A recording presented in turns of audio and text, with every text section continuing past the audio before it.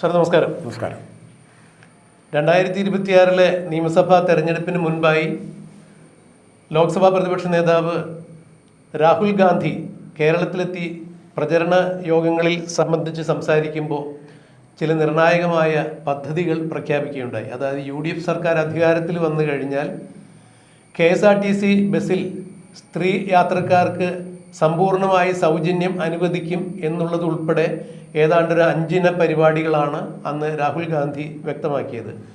യുവാക്കൾക്ക് സ്വയം സംരംഭകത്തിന് വേണ്ടി ലക്ഷക്കണക്കിന് രൂപ കൊടുക്കും, കോളേജ് വിദ്യാർത്ഥിനികൾക്ക് 1000 രൂപ വെച്ച് പ്രതിമാസം കൊടുക്കും എന്നിങ്ങനെയുള്ള 5 ഇന പദ്ധതികളാണ് അന്ന് രാഹുൽ ഗാന്ധി വ്യക്തമാക്കിയത്.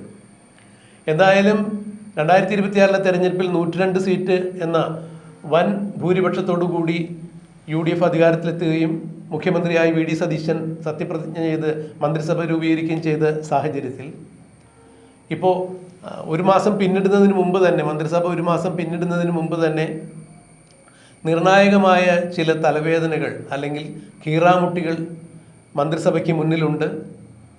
ഖജനാവിൽ 5ന്റെ പൈസയില്ല, 6000 കോടി രൂപ മാറ്റിവെച്ചിട്ടുണ്ടായിരുന്നു എന്ന് മുൻ ധനകാര്യമന്ത്രി KN ബാലഗോപാൽ പറഞ്ഞപ്പോൾ അതിന് VD സതീശൻ സരസമായൊരു ഉത്തരമാണ് നൽകിയത്.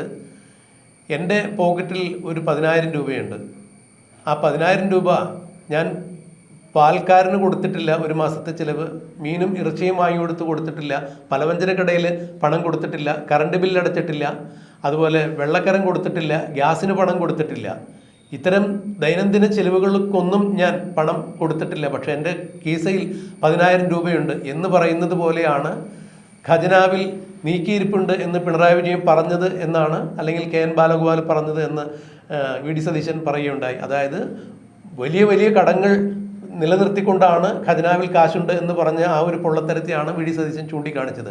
അത്തരമൊരു സാഹചര്യം നിലനിൽക്കുന്ന സാഹചര്യത്തിൽ ഏതാണ്ട് 125 കോടി രൂപ പ്രതിമാസം ഖജനാവിൽ നിന്ന് കൊടുത്തിട്ടാണ് KSRTCയുടെ ശമ്പളവും പെൻഷനുമെല്ലാം സർക്കാർ മെയിൻറ്റെയിൻ ചെയ്ത് കൊണ്ടുപോകുന്നത്.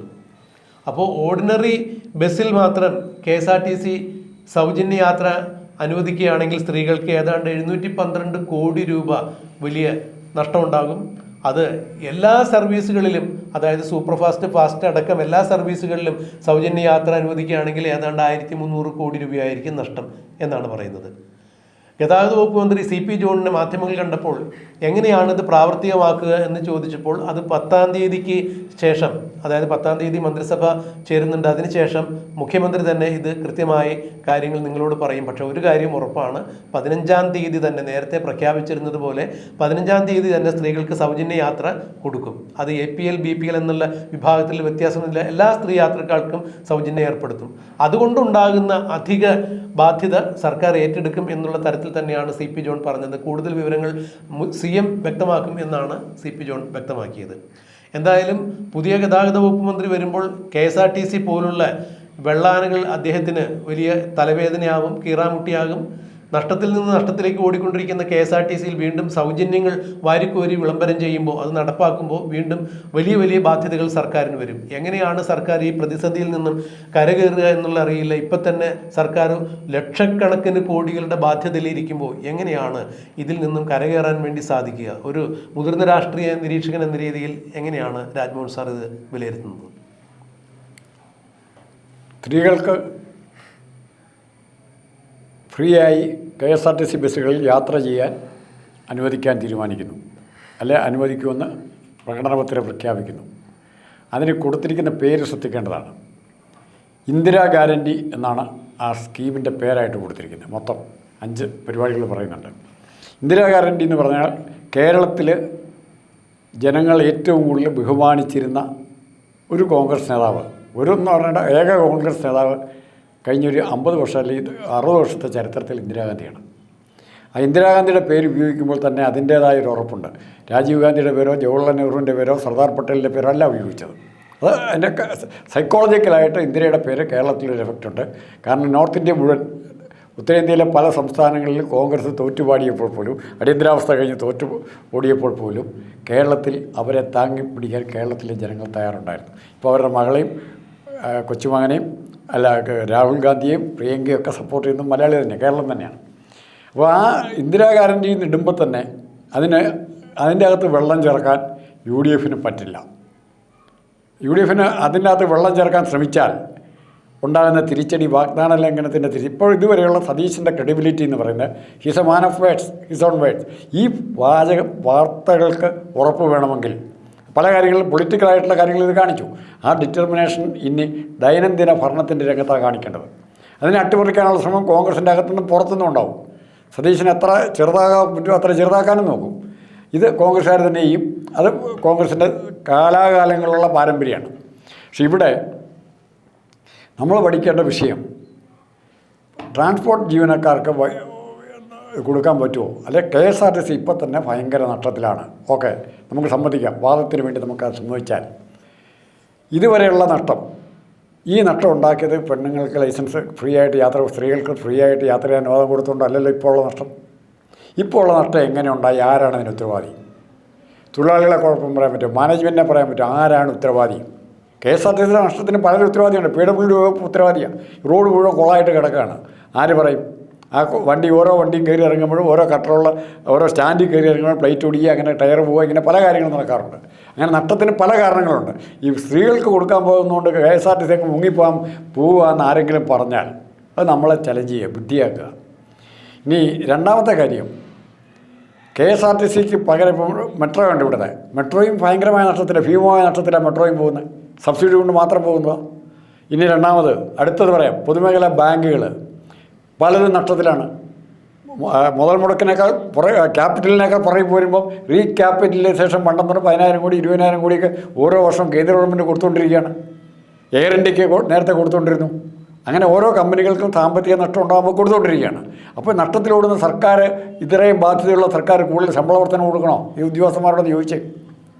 ഇപ്പോൾ ഇതിൻ്റെ പദ്ധതി തയ്യാറാക്കുന്ന ഉദ്യോഗസ്ഥന്മാരോട് ചോദിക്കുക, ഇത്രയും സാമ്പത്തിക വരുമാനവും ബാധ്യതകളുള്ള കേരള ഗവൺമെൻറ് ശമ്പള പരിഷ്കരണം ഇനി നടപ്പാക്കണം ഉടനെ. എന്ത് പറയും അവർ?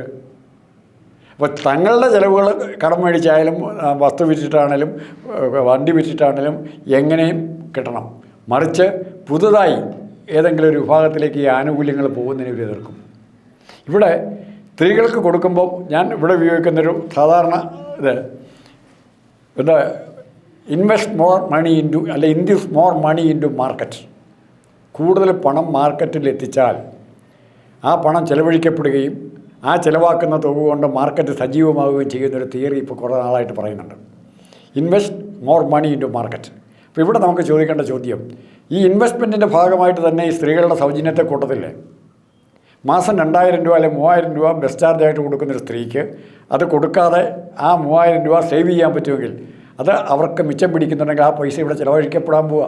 അത് ഇൻവെസ്റ്റ് മോർ മണിയുടെ ഭാഗം തിരിച്ച് മാർക്കറ്റിലേക്ക് തന്നെ പണം വരും. ആ മാർക്കറ്റിലേക്ക് തന്നെ പണം വരും.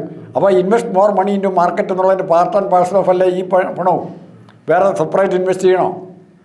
വലിയ കമ്പനികളിൽ ഇൻവെസ്റ്റ് ചെയ്യണോ? കമ്പനികളിൽ ഇൻവെസ്റ്റ് ചെയ്യുന്നതിന് പകരം തകരുവോ പൂട്ടിപ്പോകാൻ സാധ്യതയുള്ള കമ്പനി വരെ ഇൻവെസ്റ്റ് ചെയ്യുന്നതിന് പകരം ഈ സ്ത്രീകൾക്ക് ആയിരക്കണക്കിന് ലക്ഷക്കണക്കിന് സ്ത്രീകൾക്ക് ഇത് കൊടുക്കുക. ഏതാ രാജ്യത്തിനും സമൂഹത്തിനും പ്രയോജനം?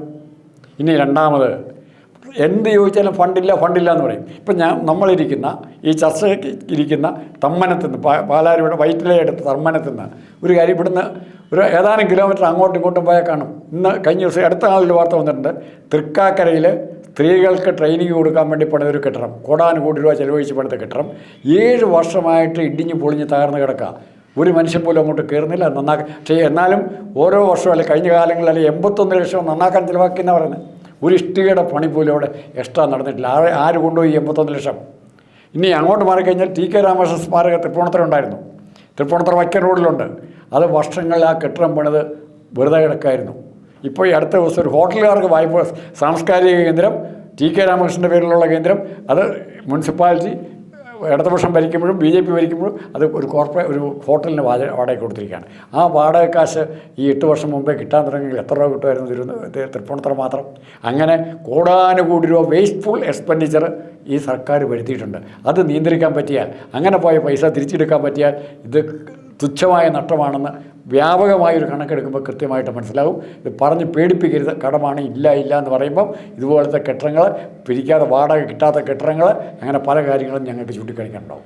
അല്ല, എന്തായാലും വലിയ വലിയ സാമ്പത്തിക വിദഗ്ധരെല്ലാം വെച്ച് കൃത്യമായ കാര്യങ്ങൾ പഠിച്ച് KSRTCയുടെ നാളിതുവരെയുള്ള ബാലൻസ് ഷീറ്റ് എല്ലാം പരിശോധനിച്ച ശേഷം തന്നെയായിരിക്കും ഇവർ ഇത്തരം ഒരു കാര്യങ്ങളുമായി മുന്നോട്ട് പോകുക. തീർച്ചയായും KSRTC സംബന്ധിച്ചിടത്തോളം ഇപ്പോൾ ഗതാഗത വകുപ്പ് മന്ത്രി ചൂണ്ടിക്കാണിച്ച ആ വലിയ സാമ്പത്തിക നഷ്ടങ്ങൾ യാഥാർത്ഥ്യം തന്നെയാണ്. ഇപ്പോൾ KSRTCയിൽ ഓർഡിനറി ബസ്സിൽ കൊടുക്കുകയാണെങ്കിൽ 712 കോടിയും അല്ലെങ്കിൽ മുഴുവൻ ബസ്സുകൾക്ക് സൗജന്യ യാത്ര അനുവദിച്ചാൽ 1300 കോടിയും നഷ്ടം വരുമെന്ന് അദ്ദേഹം ചൂണ്ടിക്കാണിച്ചത് ശരിയാണ്. പക്ഷേ ഈ നഷ്ടം പരിഹരിക്കുന്നതിന് വേണ്ടി സാമ്പത്തിക ശാസ്ത്രജ്ഞന്മാരടക്കമുള്ള ആളുകളിൽ നിന്ന് അവർ കൃത്യമായ ഒരു രൂപരേഖ തേടിയിട്ടുണ്ട്. അതിൻ്റെ അടിസ്ഥാനത്തിൽ എങ്ങനെയൊക്കെ ആയിരിക്കും തുടർന്നുള്ള പദ്ധതികൾ എന്നുള്ളത് കാത്തിരിക്കുക. എന്തായാലും KSRTCയിൽ സ്ത്രീകൾക്ക് സൗജന്യ യാത്ര എന്നുള്ളത് വലിയൊരു ആശ്വാസം തന്നെയാണ്. അതുകൊണ്ട് കൂടുതൽ യാത്രക്കാരിനി KSRTCയിലേക്ക് വരുമോ, അല്ലെങ്കിൽ ഈ പ്രൈവറ്റ് ബസ്സുകാരെ സംബന്ധിച്ചിടത്തോളം ഇത് വലിയ തിരിച്ചടിയാകുമോ, വലിയ വലിയ സമരങ്ങളുണ്ടാകുമോ, ഇത് തുടക്കത്തിൽ തന്നെ നിർത്തലാക്കി പോകുമോ എന്നുള്ളതെല്ലാം നമുക്ക് കണ്ടറിയാം. എന്തായാലും ഇച്ഛാശക്തിയുള്ളൊരു സർക്കാരാണ് VD സതീശൻ്റെ നേതൃത്വത്തിൽ